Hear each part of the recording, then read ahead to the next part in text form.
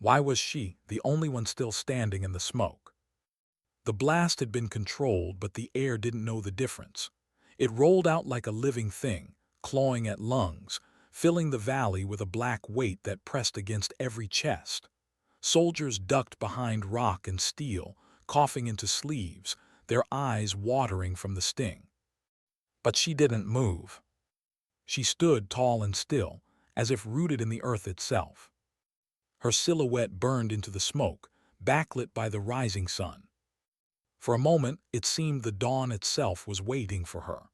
The fire in the east glowed brighter with each second, and yet, even that light felt dim against her figure. Nobody noticed at first. They were too busy blinking grit from their eyes, too busy muttering under their breath about how long the air would stay poisoned. But slowly, one by one, they turned. And they saw her. Captain Mara Ellison. Her call sign was Ash. It wasn't one she had chosen. Call signs never were. They were given, whispered behind her back long before someone dared to speak it aloud. Ash, because wherever she went, fire had already touched. Some believed she carried it with her, a curse she couldn't shake. Others said she burned quietly inside, reducing everything that threatened her to nothing but shadow and soot. Mara never cared for either version. To her, it was just a reminder of what had been lost, a reminder of what she carried alone. And as she stood in the smoke now, watching the younger soldiers glance her way, she knew they were seeing something they couldn't quite name. They thought it was confidence, strength, the steadiness of a veteran who had walked through too many storms to flinch at one more. But it was exhaustion. The kind of bone-deep weariness that comes when you've stood too long in places no one else wanted to stay. Still she stood. And for them, that was enough. Hours earlier, the tent had smelled of plastic and stale coffee. The map stretched across the table was marked with red circles and jagged arrows, the kind that always looked simpler than the reality they stood for.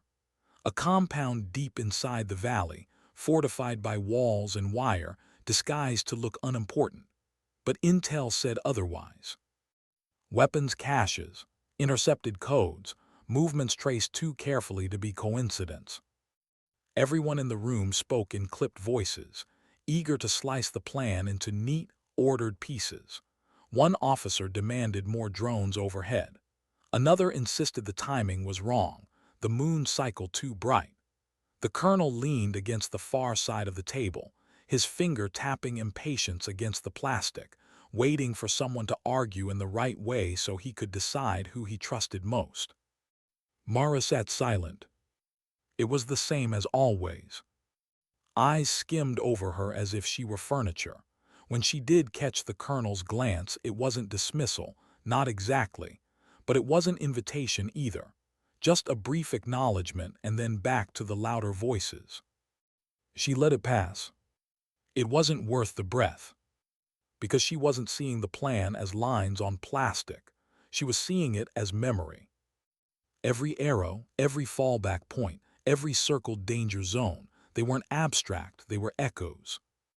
The last time she had walked a valley like this, her brother was beside her. He had laughed that morning, even as shells fell too close, saying the air tasted like metal and fear. He tried to make it lighter for her sake. By nightfall he was gone. A single mortar, 3 feet from where he stood. Silence after, ringing in her ears, his name never spoken again in any official room. Mara blinked once, grounding herself. The voices around her continued, sharp and eager. No one noticed the scar hidden beneath her sleeve as her thumb pressed against it. No one noticed her jaw tighten, her shoulders lift once and fall, the micro movements of someone swallowing something heavier than words. And maybe that was better. Because if they knew, if they understood why she agreed to this mission without hesitation, they'd see her differently. Not as Captain Ellison. Not as Ash. But as someone chasing a ghost. When the meeting finally broke, the younger sergeant caught up to her. He was barely 22. His freckles stood out under the fluorescent light, his face still carrying the softness of youth that no uniform could quite erase. He had only been out here a few months, still walked like he expected the ground to hold steady for him. "You didn't say much in there," he muttered. His voice was quiet, testing. Mara adjusted her gloves. "Didn't need to." He gave a half-smile, nervous. "Wish I had that kind of confidence." Confidence, the word bit at her. If only he knew. If only he understood that silence wasn't confidence. It was restraint. That standing still wasn't strength, it was survival. But she didn't explain. She only gave him a small nod before striding past, boots grinding gravel. Some truths weren't meant to be spoken. Not yet. The convoy rolled out before dawn. Engines grumbled low, headlights muted, tires sending dust into the dark. The mountains closed in on either side, shadows that felt heavier than stone. Every bump rattled the bones.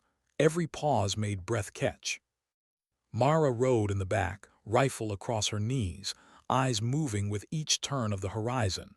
She didn't speak. She never did on nights like this.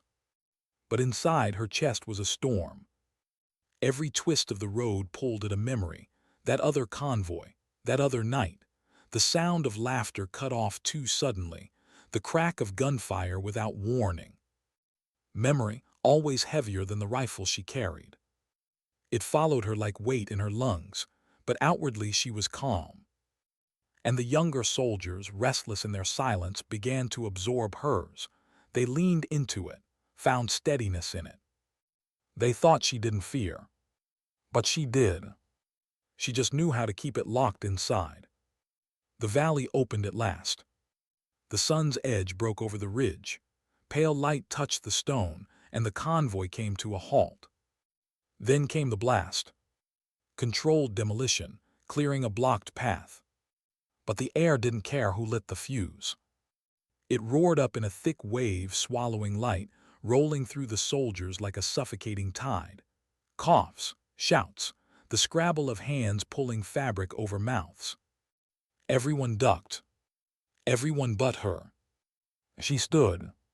She breathed it in, let the sting carve through her lungs, let it burn the way it always had. She'd tasted worse. She lived through worse. The sun crested higher, and for a breathless instant she was a black silhouette against the blaze, still, silent. And the younger sergeant saw her again. This time he didn't see silence, he didn't see restraint. He saw something else. Something he couldn't name yet. But he would carry that image long after the smoke cleared. The compound loomed ahead, gray and unyielding, its barbed wire glinting faintly in the new light. Orders whispered through radios. Squads split, perimeter secure, move quiet. Mara stayed at the center, always the center. And as boots hit dust, as rifles rose, as the silence of the valley pressed down again, she knew. Something wasn't right. It wasn't instinct alone. It was the way the birds had gone silent, the way the wind carried no echo, the way each step seemed louder than it should. She slowed, the others didn't. Not yet. And maybe that was her burden. To feel it before anyone else. There was something she hadn't told them. Not yet. This wasn't just another mission. This valley, this compound, these walls. She knew them. Because she had been here before. Not as Captain Ellison, not as Ash. But as Mara, sister, daughter, woman who had once walked into this same smoke and walked out with nothing left of the person she loved most. Her brother had fallen here. And now, after years of silence, years of carrying the ghost alone, she had returned.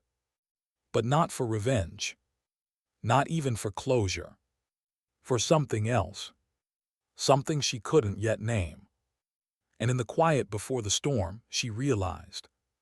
The valley was waiting. She slowed her steps. The crunch of gravel beneath her boots was steady, deliberate, even as the soldiers ahead pressed forward with more urgency. To them, The compound was only a structure, walls, towers, the illusion of security. To Mara, every footfall felt like walking into the mouth of something alive. The silence unsettled her most. Not just the absence of birdsong, not just the stillness of the wind. It was thicker than that, like the valley itself was holding its breath. Her gloved fingers tightened around her rifle. Something wasn't right. And yet she didn't speak. Because how do you explain instinct to people who haven't carried it through years of war? How do you explain that your pulse quickens not because of what you see, but because of what you do? The younger sergeant glanced back once. His eyes caught hers for a second too long, as if searching for confirmation. As if he could feel it too, faint and unnamed, but didn't want to be the only one. Mara didn't nod, didn't shake her head either. She just kept walking. Let him wonder. They reached the first gate without resistance. The compound was ugly, squat, designed more for function than form.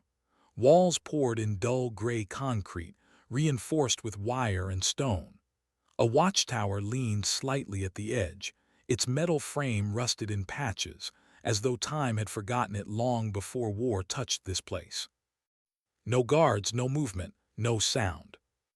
The lieutenant at the front raised a fist. The unit halted.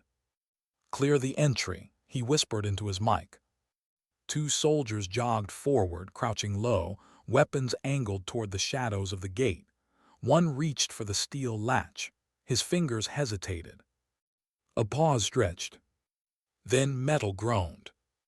The gate creaked open, the sound scraping down every spine in earshot. The younger sergeant flinched. So did two others, not much, but Mara saw it. She always saw it. The gate swung wider. Nothing waited on the other side. Not yet. The courtyard smelled of damp earth and oil.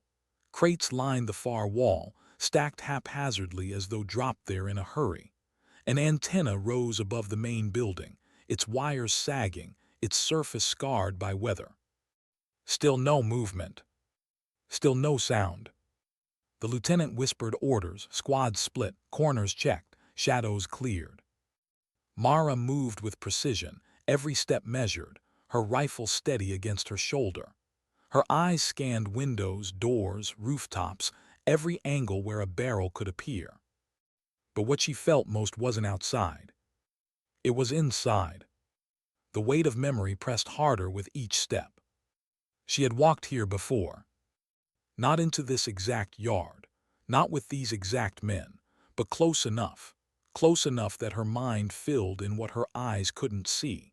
The way her brother had run ahead, laughing as if the valley belonged to him.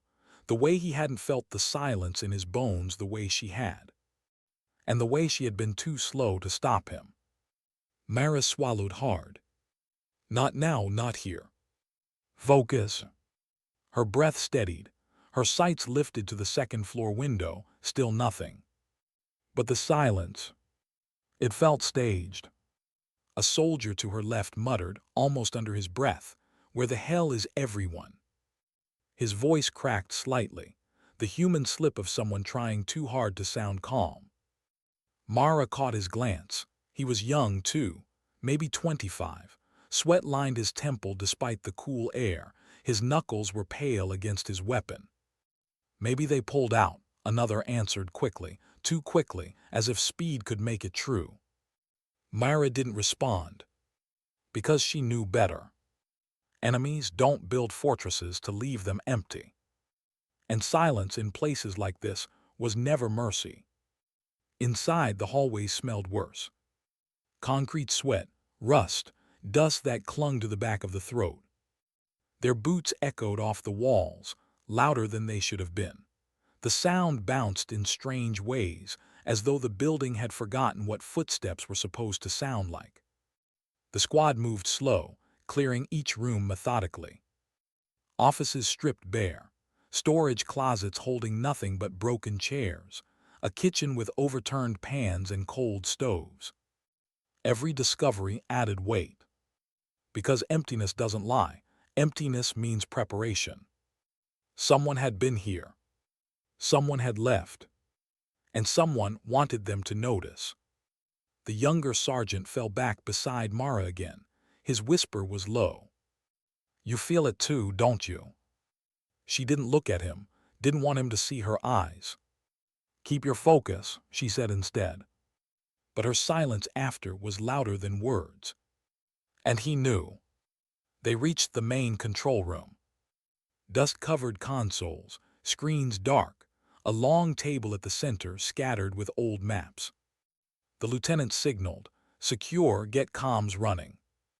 A pair of soldiers dropped packs, pulling cables, setting up relay equipment. The buzz of static filled the air as antennas adjusted. The noise broke the silence, but it didn't soothe. Myra scanned the walls. Bullet holes scarred one corner. A patch of dried black stained the floor, old, years old. Her throat tightened. Because she remembered. She remembered running through a room that looked just like this, searching desperately, her voice raw as she screamed his name. No answer. Only silence. Her brother had died somewhere beyond these walls, and yet, every corner of this place felt haunted by him. She exhaled slowly, forced her grip to loosen on her rifle. Not here, not now. Static sharpened, the relay hummed alive. "Command, this is Eagle One. Compound secured. No contact, repeat, no contact." The lieutenant's voice carried calm authority. Too calm. Mara's gut twisted. The valley was too quiet. The halls were too empty. The silence was too deliberate. This wasn't security. It was stagecraft. And somewhere beyond these walls, she knew eyes were watching. She leaned against the table, eyes narrowing at the maps scattered across it. Not official prints, hand-drawn, lines sketched with care, supply routes, outposts marked with black dots, symbols she didn't recognize. But one mark caught her attention. The valley itself, circled in red. Her pulse quickened. This wasn't just any outpost, it was bait. The younger sergeant noticed her pause. He stepped closer, voice low. "What is it?" Mara didn't answer right away. Her thumb traced the edge of the red circle. Her brother's face flashed again, the way he had looked that morning, grinning, teasing, alive. Then gone. This map wasn't old. This circle wasn't history. It was present. It was warning. Her voice was a whisper, meant for him alone. "They knew we'd come." His eyes widened, his lips parted. But before he could reply, a sound cracked the silence. Not gunfire, not yet. A metallic thud, somewhere deep in the building. The kind of sound that meant something had just been released. Something heavy. Something that had been waiting. The younger sergeant froze, so did Mara. Her breath slowed, her pulse didn't. Because she knew exactly what that sound meant. The quiet wasn't over. It was ending. And in that suspended moment, with the sun high above the valley and the smoke still hanging faintly in the air, Mara understood. This was no ordinary mission. It had never been. It was a return. A reckoning. And the silence that had haunted her for years was about to break. The helicopter's rotors chopped through the night sky, a mechanical heartbeat against the darkness. Lee Monroe sat strapped in, her eyes hidden beneath the matte visor of her helmet, but her thoughts were far from concealed. The mission brief replayed in her mind, or rather, the absence of one. The file had been thin, too thin for the stakes implied. No maps, no history, just a single set of coordinates and a word stamped in red across the cover: silence. She had been on Black Ops before. She knew the dance, the layers of need to know, the compartments of secrecy. But something about this felt different. This wasn't omission for the sake of security. This was omission like a locked door where even the architects had lost the key. Her team sat around her, faces illuminated in flashes of red cabin light. 6 men, hardened veterans all. They called her Viper, but tonight she wore that name like borrowed armor. She studied them one by one, not as comrades, but as brothers who trusted her leadership. Their banter was thin, more forced than usual, as if even they sensed the storm hiding in the silence. 30 seconds out, the crew chief called over the headset. His voice was steady, but Lee could hear the tension underneath. She tightened her grip on the rifle across her chest, breathing slow. The mission parameters were almost insultingly simple: infiltrate, recover an asset, exfil. But she knew better. When the brass dressed up a mission with that much vagueness, it was never simple. It was a tripwire disguised as a stepping stone. The chopper flared, skids kissing the earth. Dust and grass whipped up around them. Lee gave the hand signal. The team flowed out, a perfect unit disappearing into the darkness. The bird lifted away, leaving them swallowed by silence. And that silence, it pressed down heavy. The kind that wasn't natural, not the quiet of wilderness, but the kind that suggested even the night itself was holding its breath. They moved fast, weapons up, senses wide. The terrain was broken woodland, the kind of place satellite scans couldn't quite penetrate. Their boots made barely a whisper. Lee led the way, HUD overlay flickering faintly across her visor, mapping ghost-like terrain markers that didn't align with what she saw. Another inconsistency. Another detail buried in redacted ink. Viper got a read on this. Tors, her second, whispered into comms, pointing at a ridge that wasn't supposed to exist. Negative, keep tight, we're blind out here. They pushed on, reaching the coordinates. And what they found wasn't an outpost. It wasn't a bunker. It wasn't anything the brief had suggested. It was a ruin. Half-buried concrete slabs jutted from the earth, torn apart as though something immense had ripped them up from below. Twisted rebar glistened in the moonlight. The skeletal remains of a facility lay broken, long dead. No lights, no movement, no sign of the asset they were meant to recover. The men spread out, scanning the ruins, frustration mounting in the way their shoulders moved. Lee crouched, brushing her gloved fingers against a blackened scorch mark on the concrete. This wasn't just decay. This was destruction, deliberate, precise, and meant to erase. "What the hell is this place?" one of the men muttered. Lee didn't answer. She didn't know, and that terrified her more than she could admit. Inside the largest ruin, they found a tunnel, half-collapsed but still passable. Lee gave the signal and they descended. The air was stale, the kind of breathless rot that came from decades of abandonment. Their lights cut through dust motes and crumbling concrete. Symbols marked the walls. Not military, not scientific. Something older, something that didn't belong. Lee slowed, tracing one with her gloved hand. It was etched deep, sharp, almost ritualistic. She felt a shiver, the kind that no battlefield had ever given her. "Viper," Tors whispered, his voice tight. "This wasn't in any intel." "Nothing about this was in the intel," Lee replied. Her words sounded hollow even to her. The tunnel ended in a sealed door, steel warped by time. They rigged a charge, breaching with a muffled thump. The space beyond opened into a chamber, cavernous and cold, and there in the center was the asset. At least it looked like one. A black case, no larger than a footlocker, sat on a pedestal. Dust lay thick across it but undisturbed. No footprints, no signs of retrieval, just waiting as though it had been placed there centuries ago for them alone. Her men fanned out, uneasy. No one reached for the case. Even trained killers knew when something felt wrong, when instinct screamed louder than orders. Lee approached slowly, her boots echoing faintly. She knelt, brushed away dust, and saw the markings on the case. Not serials, not barcodes, letters carved by hand into the surface.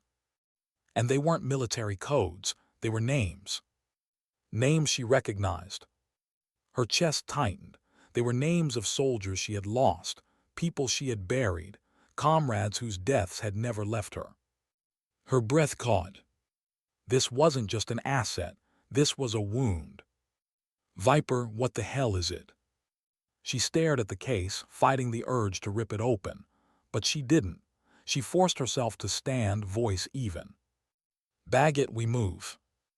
Her men hesitated, confusion flashing in their eyes, but they obeyed. The case was lifted, secured, carried out like a coffin. Lee led them back up the tunnel, every step heavier.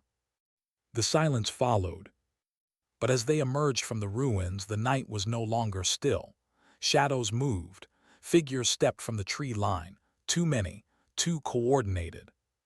An ambush. The first shots cracked the air. Suppressed fire. Professional, not raiders, not rebels. These were operators, and they had been waiting. Lee dropped, returned fire, voice sharp and commanding. Her men responded with precision, a wall of lead and smoke. But the enemy was disciplined, their movements mirrored like reflections.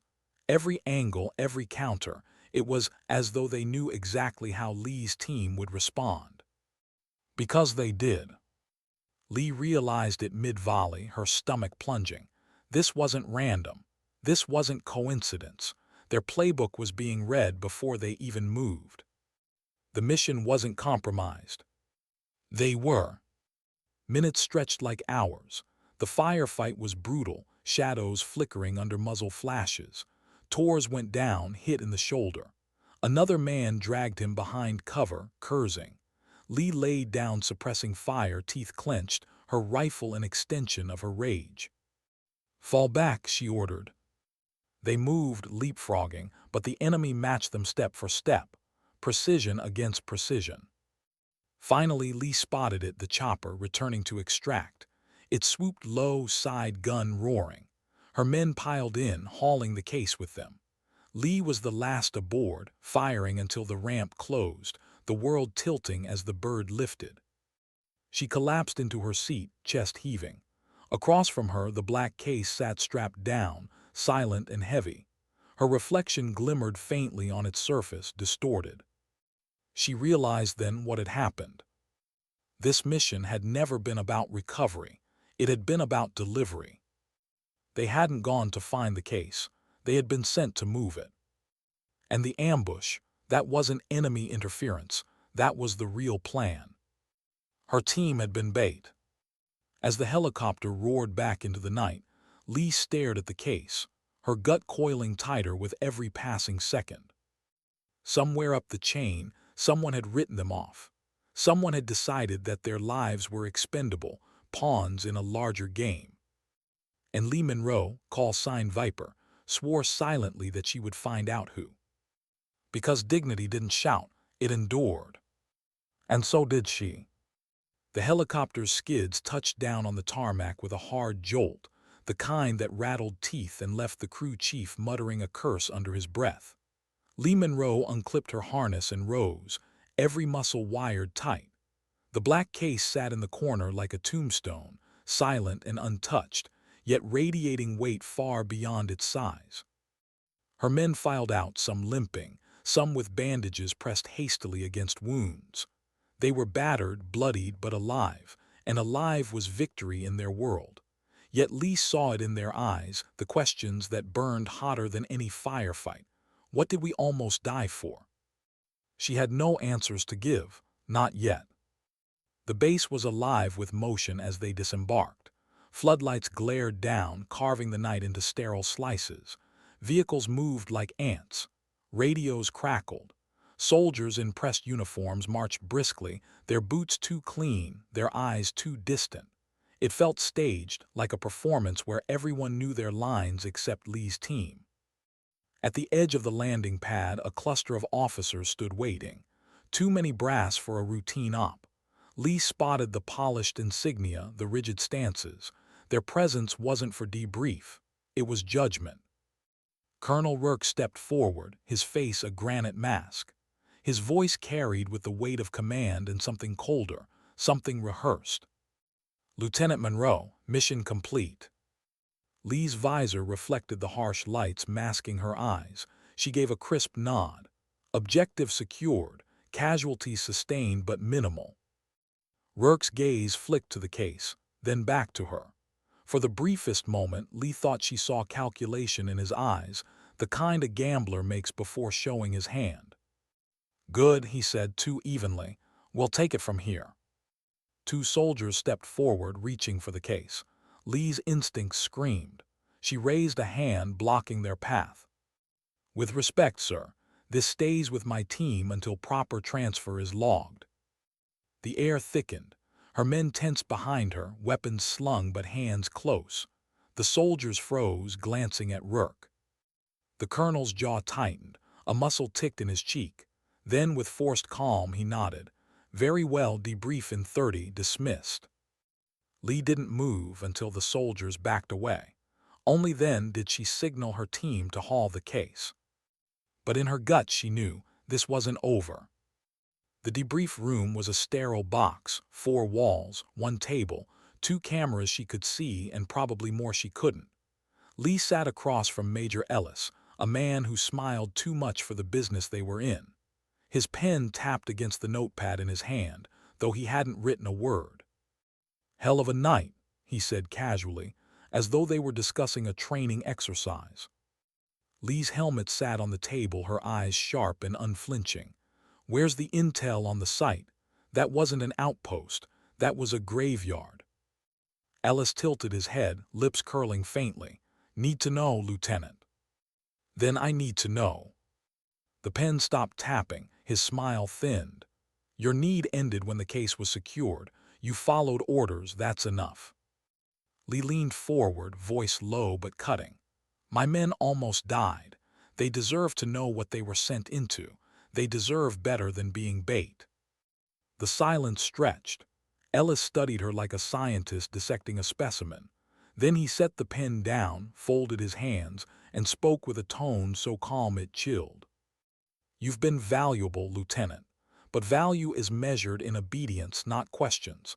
I suggest you remember that." The door opened. 2 MPs stepped in, their presence unspoken punctuation. Ellis rose, nodding to them. "Escort Lieutenant Monroe back to quarters. She needs rest." Lee stood slowly, her fists clenched at her sides.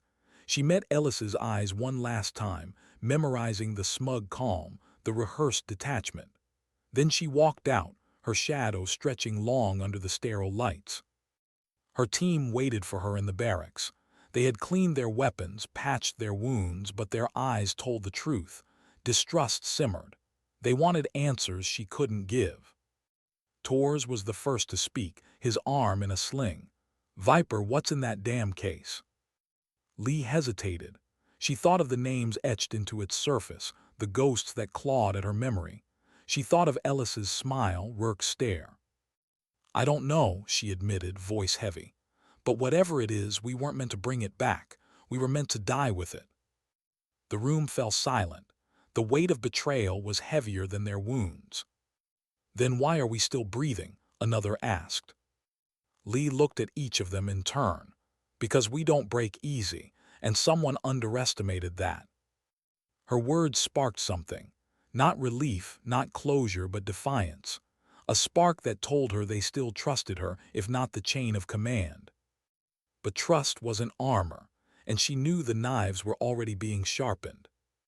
That night Lee couldn't sleep. The walls of her quarters pressed in too tight, the hum of fluorescent lights drilling into her skull. She rose, moved to the small desk, and pulled the folded mission brief from her jacket. She spread it flat, studying every line, every stamp. And there it was, a detail she had missed in the chaos. A signature, not Rourke's, not Ellis. General Hallstrom. A name that carried weight like thunder. A man rumored to run the shadow wars behind wars. A ghost in uniform. Lee traced the name with her finger, bile rising in her throat. If Hallstrom was behind this, then the mission wasn't a failure. It was a success, just not for her team. The case, the ambush, the silence, it was all orchestrated. And Lee Monroe was caught in the center. The knock came at 300, sharp, controlled. She opened the door to find Torres, his face pale. "They're moving the case." Her pulse spiked. "Where?" "Hangar 2, unmarked transport, no manifest." Lee grabbed her sidearm, holstered it. No armor, no backup, just raw instinct. Torres followed, his sling discarded, his jaw set. They moved through the base's shadowed corridors, keeping to the blind spots the edges of cameras. At Hangar 2, they saw it. The case loaded into a black transport plane. Soldiers flanked it, their uniforms unmarked, their rifles too advanced for standard issue. These weren't base personnel.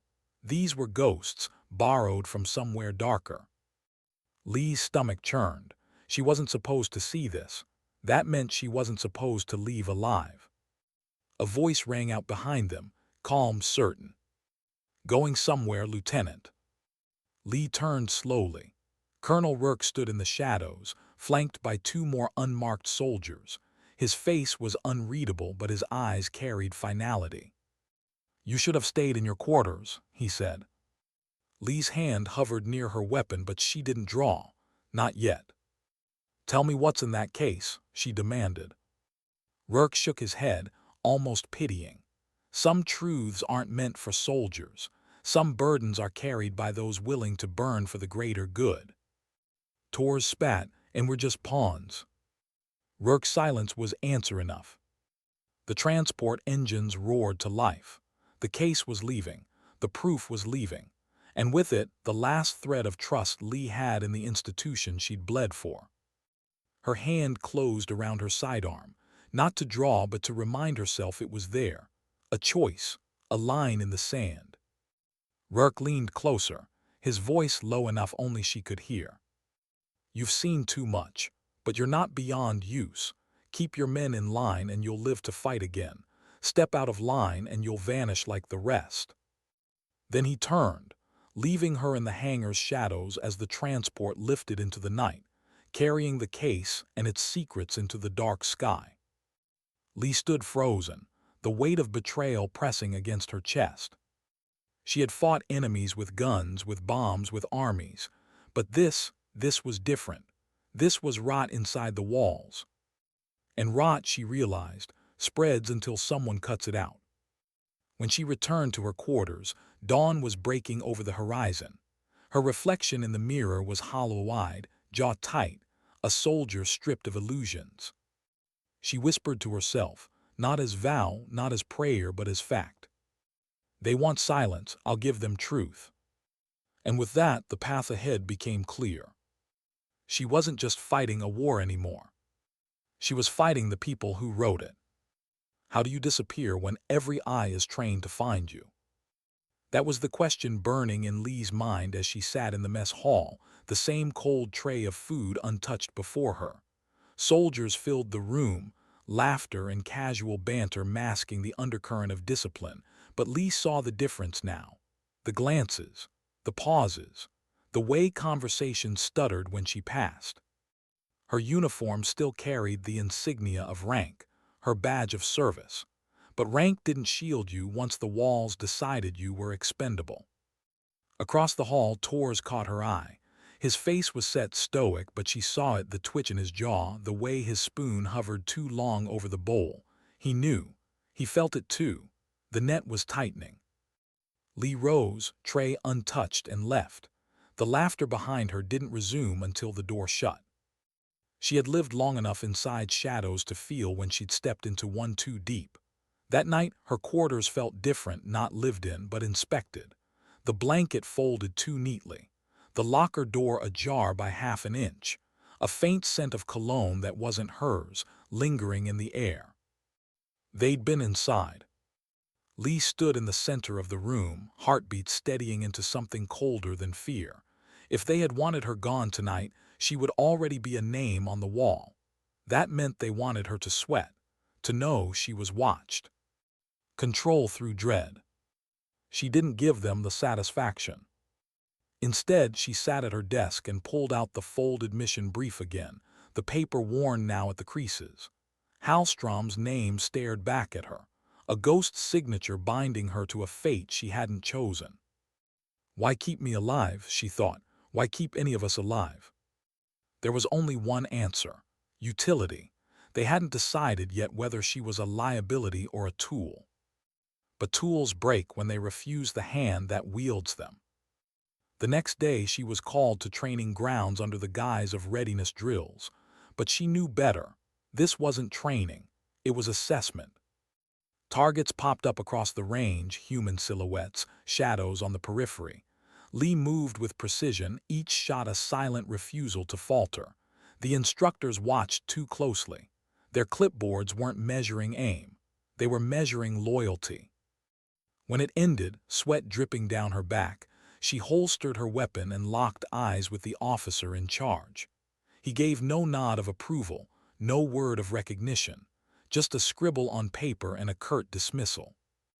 As Lee walked off the range, she caught a glimpse of Ellis at the edge of the field speaking to Rourke. Their faces carried no warmth, only calculation, and though she couldn't hear the words, she knew their language. She spoken it long enough. They were deciding when, not if. Torres slipped into her quarters that night, his movements quiet but urgent. "They're watching me too," he whispered. "My comms are tapped. Someone accidentally reassigned me to quarters closer to surveillance." Lee nodded. None of this surprised her. "What's the play, Viper?" His voice cracked at the edges, exhaustion and fear bleeding through. Lee's hands rested on the table, her fingers tracing the grain. "We don't wait to be erased. We move first." Tor's eyes widened. "You're talking desertion." She looked at him, calm and resolute. "I'm talking survival. You saw what they did with that case. You saw how they looked at us. We're already ghosts to them, Tors. They're just deciding how to bury us." Silence hung heavy between them. Finally, Tors leaned back, exhaling hard. "If we do this, there's no going back." Lee allowed herself the faintest smile. "There wasn't any going back the moment we stepped off that mountain." The plan unfolded in whispers, stolen moments in crowded hallways, notes burned after reading, a network of trust so thin it could snap with a single misstep.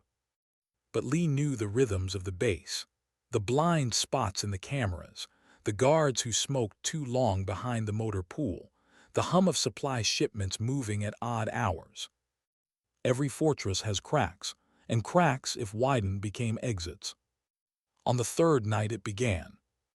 Tors was the distraction, a staged altercation at the far gate, loud enough to draw attention but not enough to warrant lockdown. Lee slipped from her quarters, uniform jacket replaced with civilian drab scavenged from the laundry bins. Her hair, once tied in regulation, fell loose around her shoulders. She didn't look like Lieutenant Monroe anymore.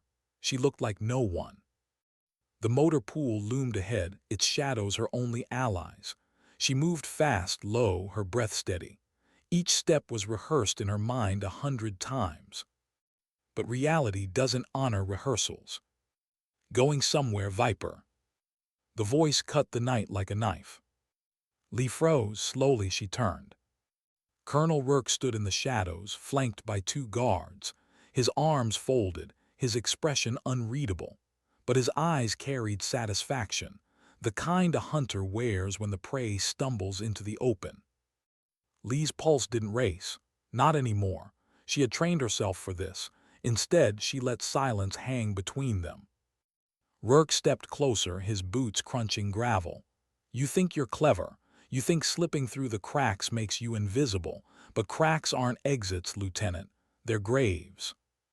Lee's hand brushed the edge of her jacket. Not for a weapon, for the folded paper inside. Hallstrom's name, her reminder. "You're scared of what I know," she said quietly. Rourke's lips twitched, almost a smile.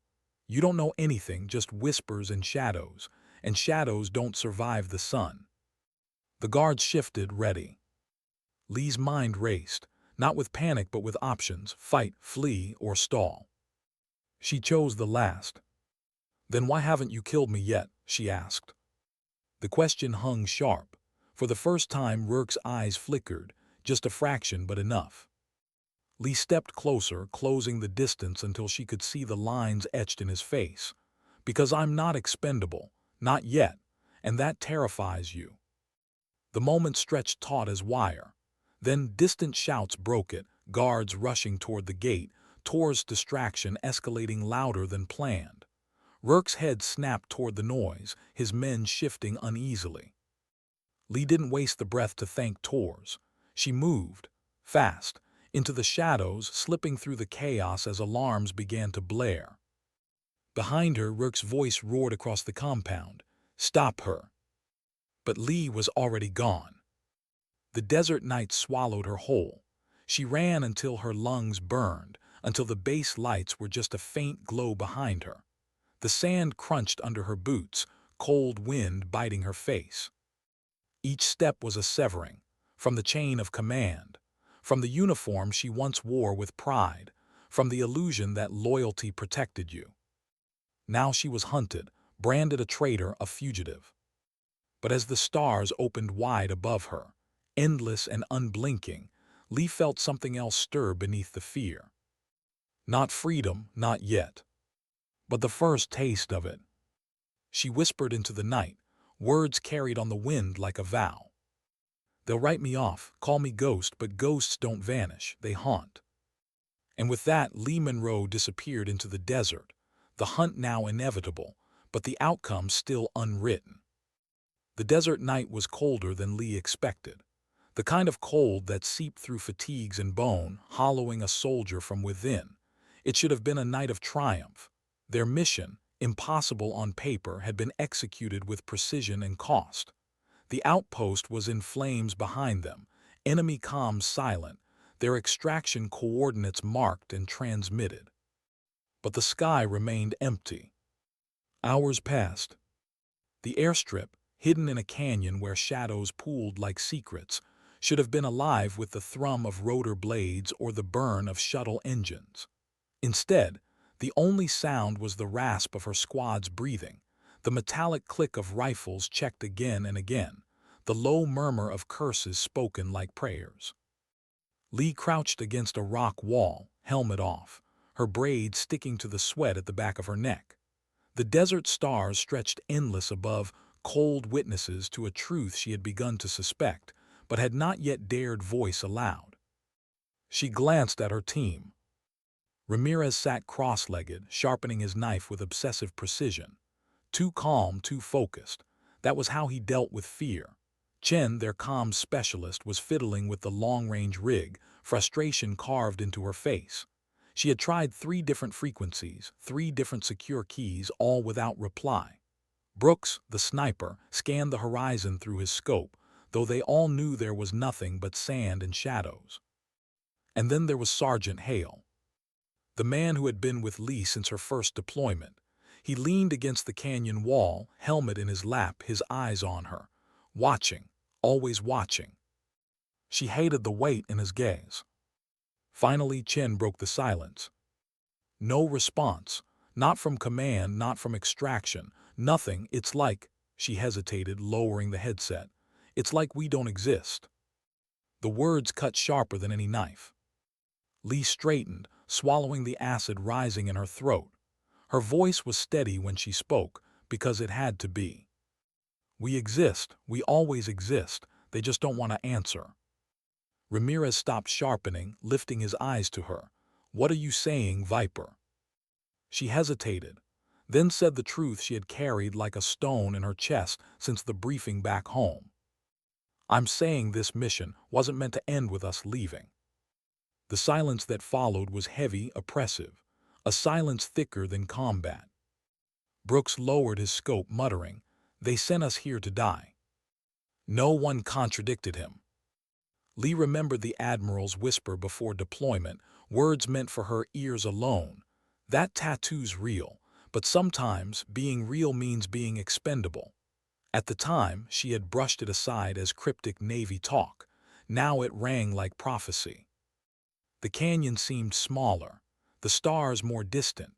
The bond between them, forged through bullets and blood, flickered, fragile under the weight of betrayal. Sergeant Hale finally spoke, his voice gravel. "We knew the mission stank. No support, no satellite overwatch, no fallback, just us. Deep strike, high-value target." He looked around, meeting each set of eyes before landing on Lee again. But Viper knew. It wasn't an accusation, not fully, but it cut. Lee's jaw clenched. "I suspected, didn't know, and if I had told you, you'd have come anyway." Ramirez barked a bitter laugh. "Damn right, we don't leave each other behind." But the sting was there. Trust, the one thing they had left, was beginning to splinter. Chen looked back at her rig, voice quiet. If command's ghosting us, then extraction's a dream. We're on our own. The truth settled over them like ash. Lee rose, brushing the dust from her knees. Her shadow stretched across the canyon floor, long and broken. Then we survive on our own terms. If command wrote us off, fine. But I'm not dying out here to make their lies neat. The squad stirred, restless. Brooks asked the question they were all thinking. So what's the play, Captain? For the first time since the mission began, Lee didn't have an answer. Hours later, while the squad dozed in turns, Lee sat awake, the desert whispering around her. She studied the tactical slate they had pulled from the enemy outpost before the fires consumed it, a fragment of encrypted data, something worth killing a squad over. She ran her thumb over the cracked screen, the code flickering in alien script. Their orders had been destruction. Burn it all, leave nothing. But Lee had disobeyed. Instinct told her this data was the reason command had severed them. Because it wasn't just intel. It was evidence. Evidence of a deal. Evidence of betrayal, not just of her squad, but of entire nations. Her stomach knotted. Her mind replayed each step of the mission, each unexplained silence from above, each piece falling into place. The truth was worse than abandonment. They weren't just expendable, they were inconvenient. Behind her, Hale shifted. She didn't turn, but she felt his presence at her back. His voice was low.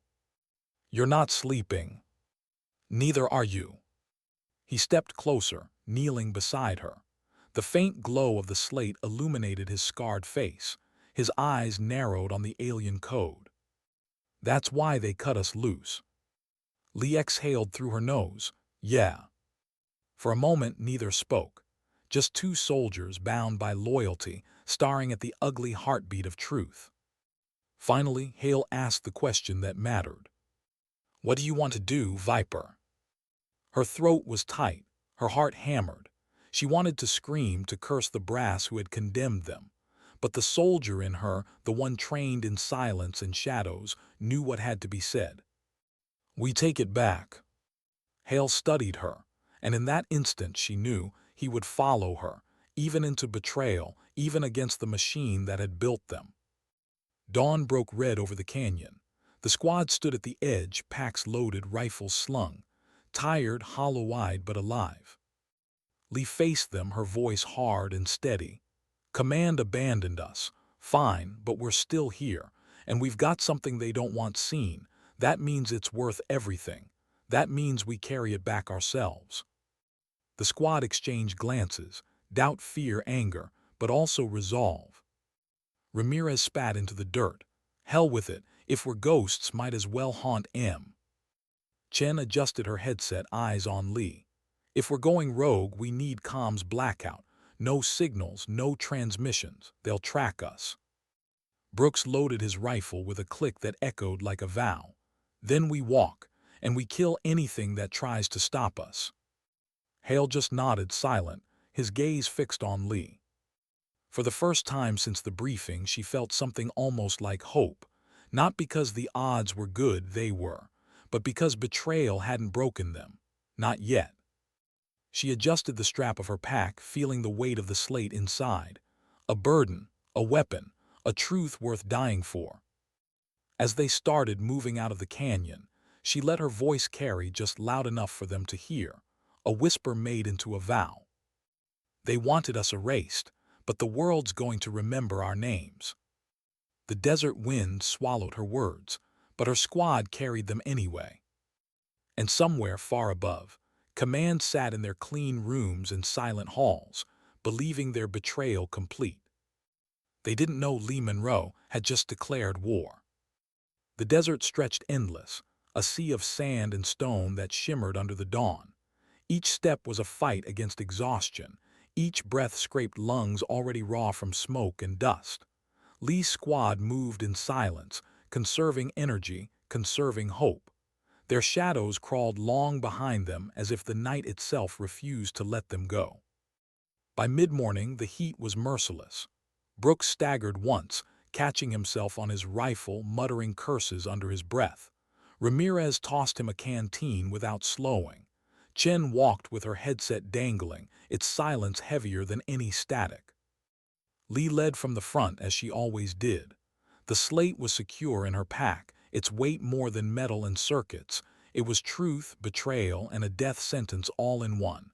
Every step forward was defiance. Every heartbeat was borrowed time. They were halfway across a dry basin when the sky screamed. The sound was faint at first, a rising whine like a mosquito magnified to thunder. Lee's instincts screamed louder. She dropped to the ground, barking, DOWN. The squad hit the dirt a heartbeat before the drone strike tore the earth apart. A fireball ripped the air where they had been seconds before, the shockwave rolling across the basin and throwing sand in a blinding storm.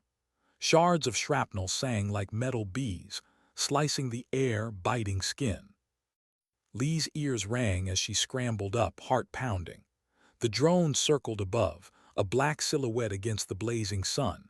Not a recon drone, a hunter. "They know," Chen shouted, voice raw with fear. Another missile dropped.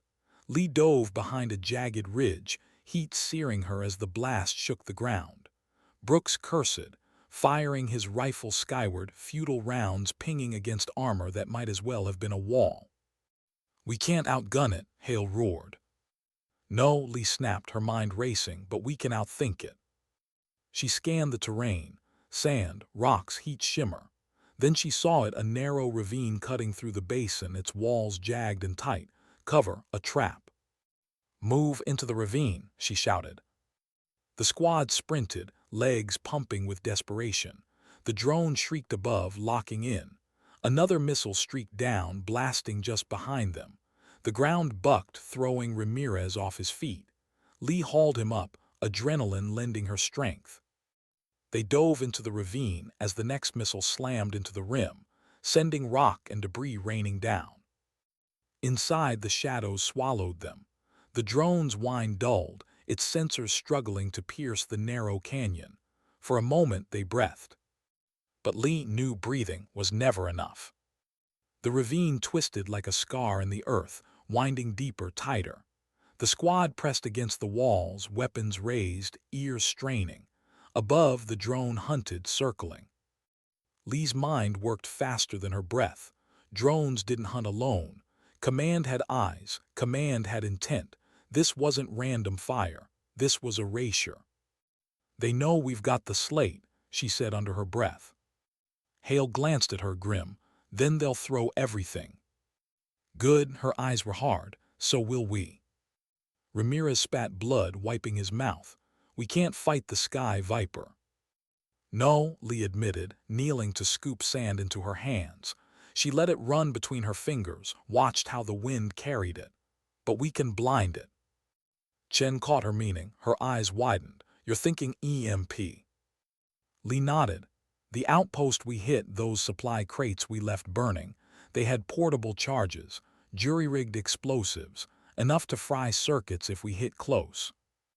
Brooks swore. "You're telling me we go back?" Lee's voice was steel.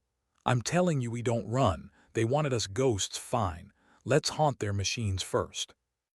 They moved through the ravine, doubling back under cover of stone until they emerged near the smoldering ruins of the enemy outpost. The air still stank of burning oil and scorched earth. Charred metal jutted like bones. And circling above the drone, patient, searching. The squad crouched low. Lee scanned the wreckage. There, half buried in ash, a crate marked with foreign script. She sprinted, skidding beside it, tearing the lid open. Inside, the dull gleam of shaped charges untouched by fire. Her hands moved fast, guided by memory, instinct, desperation. Wires stripped, circuits crossed. A crude imp, ugly but deadly. Ramirez knelt beside her, eyes sharp despite the fatigue. "You sure about this?" She didn't look up. "No, but they're sure about killing us. I'll take my odds." Minutes later, the squad positioned themselves among the ruins, using blackened walls as cover.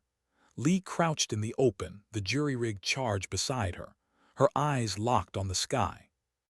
The drone circled, engines growling, sensors sweeping. It spotted movement. It descended, nose glowing with the promise of fire. "Closer," Lee whispered. Her heartbeat drummed in her throat. Her finger hovered over the trigger. "Closer." The drone locked. Missile bays opened. "Now." She slammed the trigger. The charge detonated in a crack of blue light, a pulse that rippled like thunder through the air. The drone convulsed mid-flight, engines sputtering. Its sensors flickered, its guidance failing. It spiraled, shrieking metal as it plummeted. It struck the earth in a bloom of fire, scattering wreckage across the basin. The squad erupted in shouts, not of triumph, but of rage turned to survival. Brooks whooped, firing a round into the downed husk. Ramirez spat on the sand, grinning bloody teeth. Chen collapsed against a wall, shaking with relief. But Lee stood still, watching the smoke rise. It wasn't victory, not yet. Because she knew. If Command had sent one, they'd send more. But this time, the fire wasn't only theirs. This time, Lee had a plan.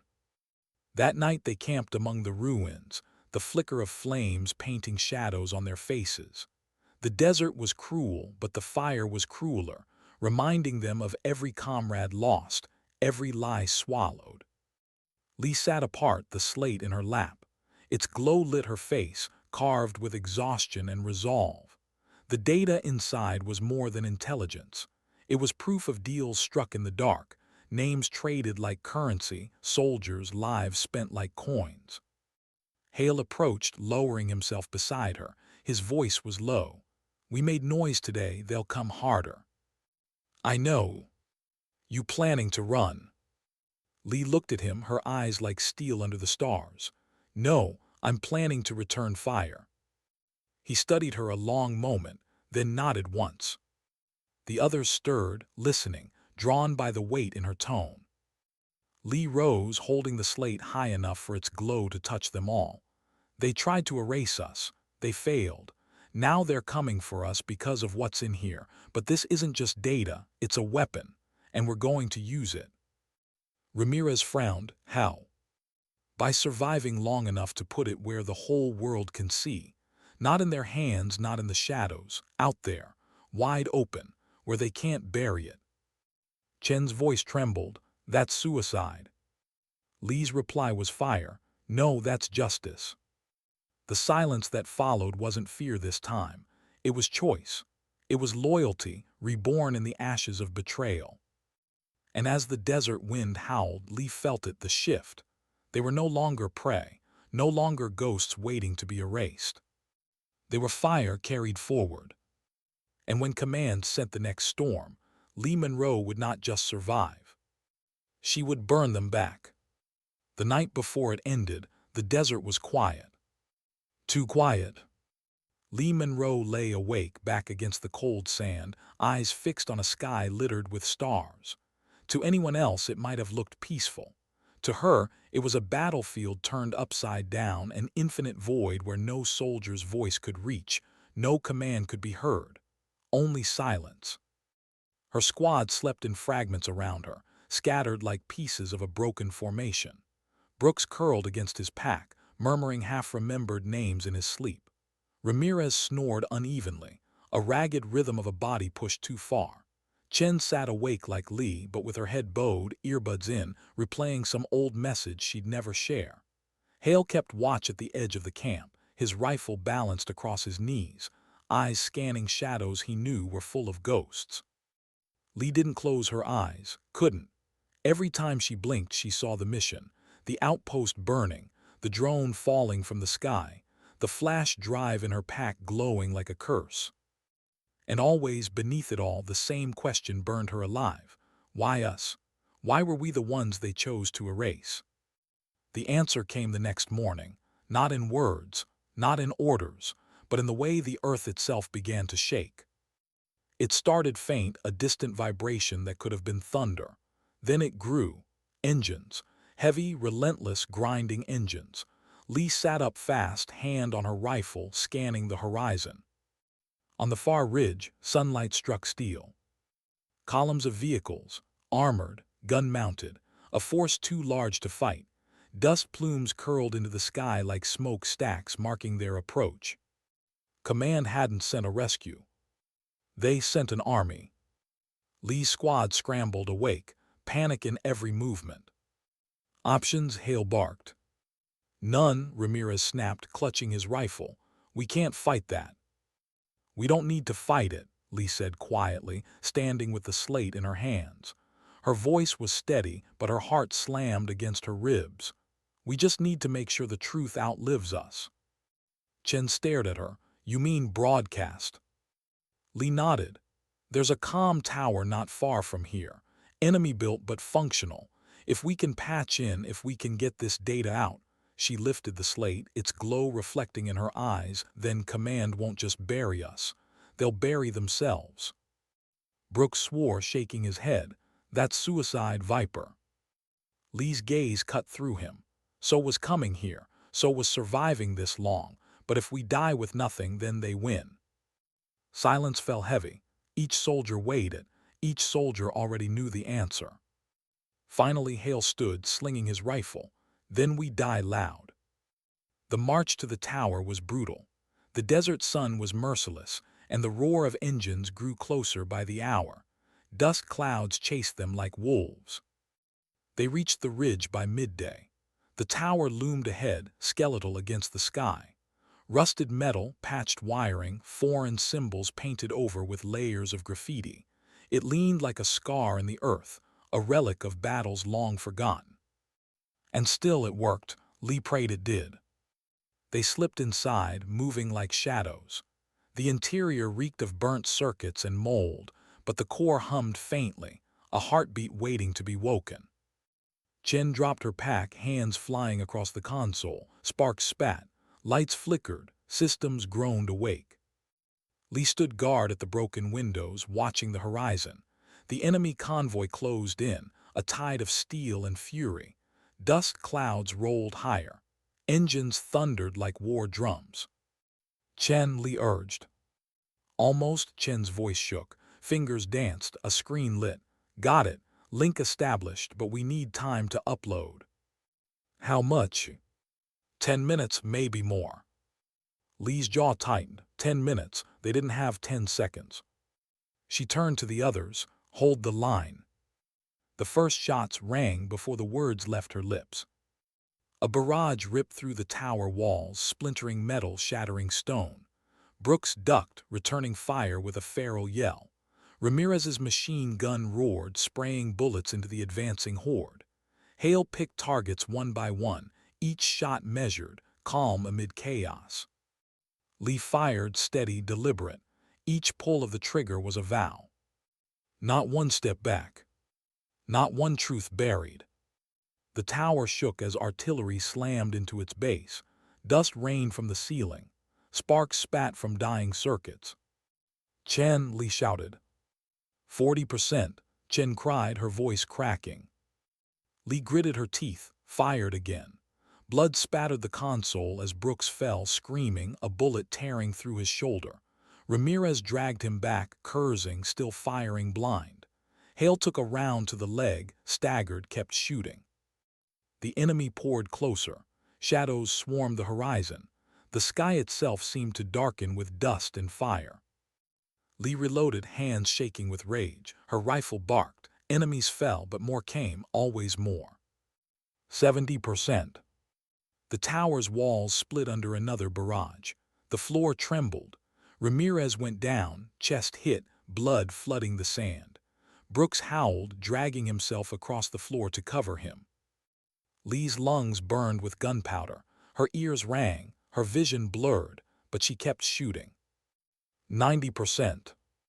Hale collapsed against the wall, pale, clutching his leg. He raised his pistol with both hands, firing until it clicked empty. Then he looked at Lee. His eyes said it all, finish it. The tower groaned like a dying beast. Fire licked its edges. 99, Chen's voice broke. Then her screen flashed. Upload complete. For one breathless moment, Lee felt it. Victory. Proof. Justice unleashed into the world. Then the tower collapsed. Silence. When Lee opened her eyes, the world was ash and fire. The tower lay in ruins. Smoke coiled into the sky. Bodies lay twisted in the sand, friend and foe alike. Her squad was gone. Hale, Ramirez, Brooks, Chen. All of them. Gone. Lee crawled from the wreckage, coughing blood, her body broken but alive. Somehow alive. She dragged herself to a rise, staring at the horizon. The convoy had stopped. Soldiers were pulling back, not retreating, waiting, because something larger was already unfolding. Far above, the sky shimmered. Satellites shifted. Drones fell silent. The truth had gone out. She had done it.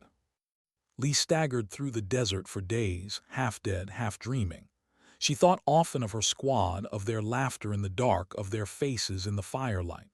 She thought of the betrayal, the orders that erased them, the price they paid. When she finally collapsed on the border of an Allied outpost, she was nothing but bone and ash, her uniform in tatters, her eyes hollow. The soldiers who found her didn't know who she was, but the broadcasts already had. Her name spread before her. Her silence screamed louder than any weapon. And in the weeks that followed, command tried to bury it. They denied, they twisted, they silenced voices. But it was too late. The truth lived. Lee Monroe had carried it into the fire and walked out alone. Years later, people would ask, how did one soldier change so much? But the answer was simple. She hadn't shouted, she hadn't demanded. She had stood, and she had endured.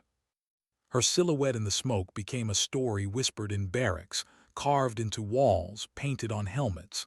Not a tale of victory, not a legend of conquest.